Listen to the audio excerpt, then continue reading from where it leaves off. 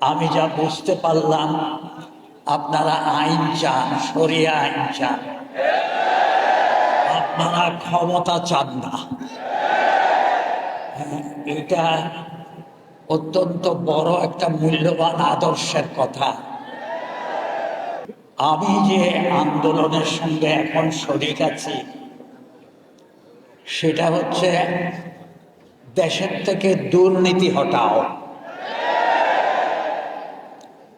আপনারা যে আন্দোলনে আছেন, এই আন্দোলন দেশ, মানুষ, রাষ্ট্রের প্রয়োজনে এই আন্দোলন আপনাদেরও প্রয়োজন।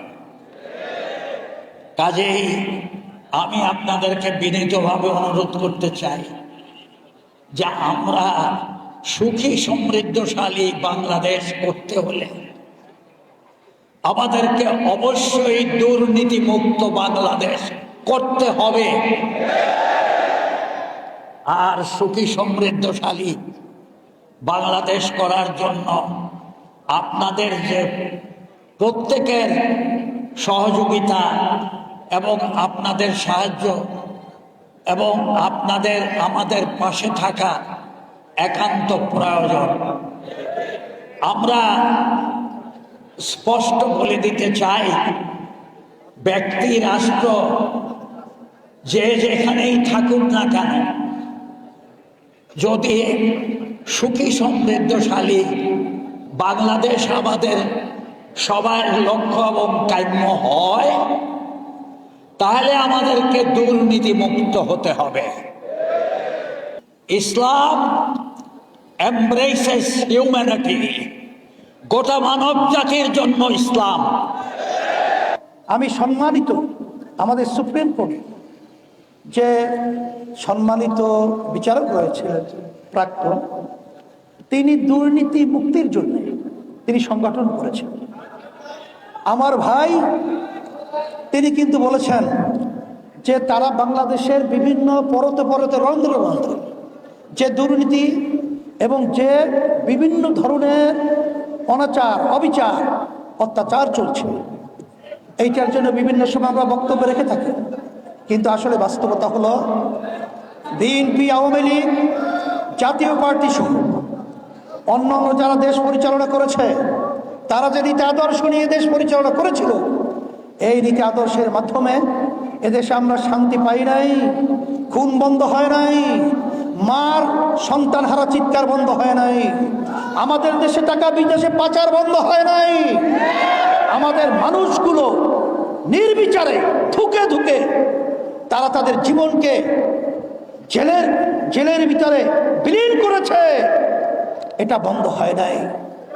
এই জন্য নগর সম্মেলনের মাধ্যমে আমি বলবো যে আজকে প্রধানমন্ত্রীকে আমি লক্ষ্য করে বলছি, বর্তমান সরকারকে বলছি, প্রধানমন্ত্রীর কথা এবং তাদের তৎপরতা দেখলে তো খুব ভালোই লাগে, কিন্তু তার আশেপাশে যারা রয়েছে তাদের তৎপর হতে হবে।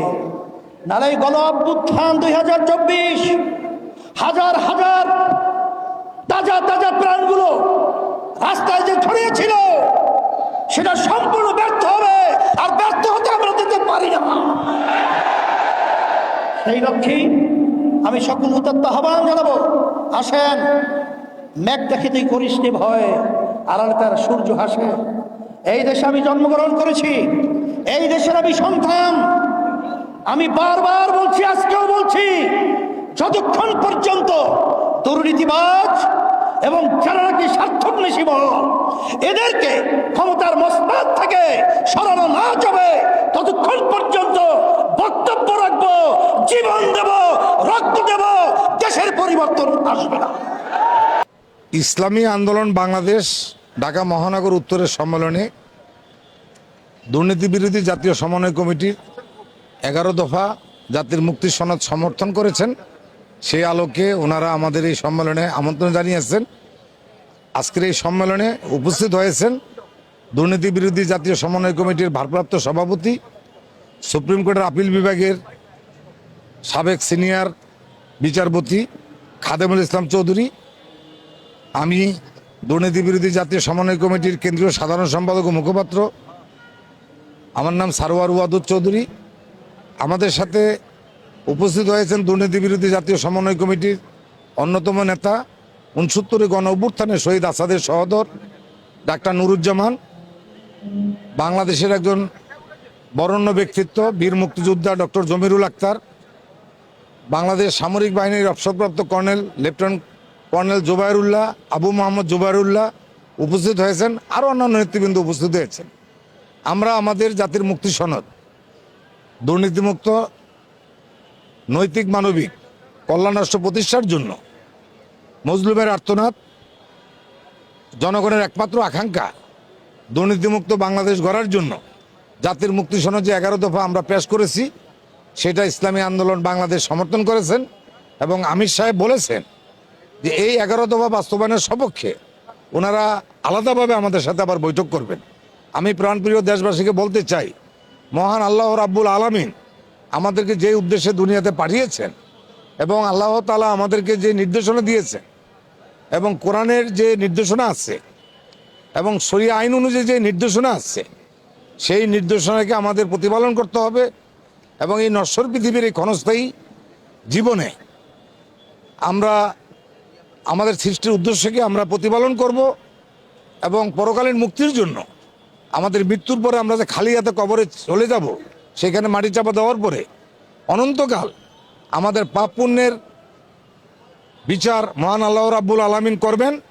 সেই জিনিসটা যাতে আমরা ভেবে আমরা রাষ্ট্রের দুর্নীতির আগে নিজের ঘরের নিজের দুর্নীতিকে আগে নিরসন করতে হবে, নিজের পরিবারের দুর্নীতিকে নিরসন করতে হবে, নিজের আত্মীয় স্বজন পাড়া প্রতিবেশী তাদের দুর্নীতিকে নির্মূল করতে হবে, নিজের পরিচিত দুর্নীতিবাজদেরকে ঘৃণা করতে হবে। আমি ইসলামী আন্দোলন বাংলাদেশের আজকের এই জাতীয় সম্মেলনে বলেছি, যদি আপনারা আমার সাথে থাকেন, বাংলাদেশে কোনো মাফিয়া থাকতে পারবে না, বাংলাদেশে কোনো মাফিয়ার জায়গা হবে না।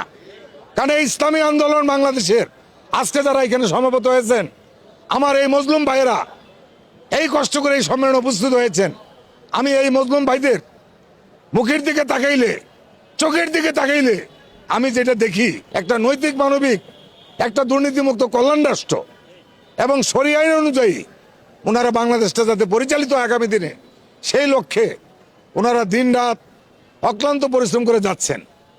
এখানে চরমনার পীর সাহেব উনি কথা দিয়েছেন যে দুর্নীতিমুক্ত সমাজ করার জন্য উনি ওনার জীবন উৎসর্গ করবেন এবং উনি এই ইসলামী আন্দোলনকে নিয়ে উনি বাংলাদেশের এই মুসলিম জনগণের পক্ষে উনি অবস্থান নেবেন।